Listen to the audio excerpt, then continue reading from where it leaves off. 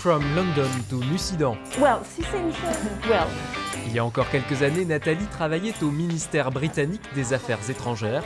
C'est à Londres qu'elle décide de changer de vie et de se former à la restauration de sièges et de fauteuils. J'ai commencé la tapisserie là-bas, technique anglaise. Finalement, j'ai vu qu'il y avait des techniques françaises sur certaines chaises que je dégarnissais qui étaient françaises. Et je me suis dit qu'il fallait que j'apprenne aussi des techniques françaises. La voici donc partie vers Bordeaux, puis la Dordogne où elle finit par ouvrir sa petite boutique.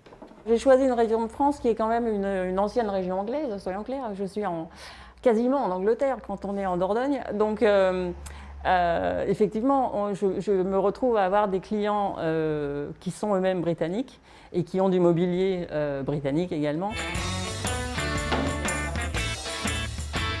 En technique française de sanglage, les sangles sont touchantes. Alors qu'en Angleterre, les sangles anglaises, vous voyez, elles sont plus étroites que la sangle française. Et donc on la pose à claire-voie. Donc on va en poser une ici, une là. Que ça soit une française ou une anglaise ou quoi que ce soit, si elle est d'époque, on reste vraiment dans la méthode de l'époque. Qu'ils soient binationaux ou non, les clients de Nathalie ont vite adopté son échoppe. Et ce, malgré la pandémie, une situation sanitaire qui, curieusement, n'a pas gêné son installation. Les gens qui, d'habitude, dépensent une partie de leur budget à voyager, n'ont pas pu le faire depuis un an. Et donc, ces gens-là, finalement, se sont investis plus sur leur intérieur.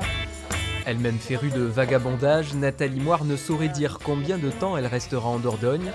Pour l'heure, c'est à travers le temps qu'elle voyage en restaurant les sièges de toutes les époques.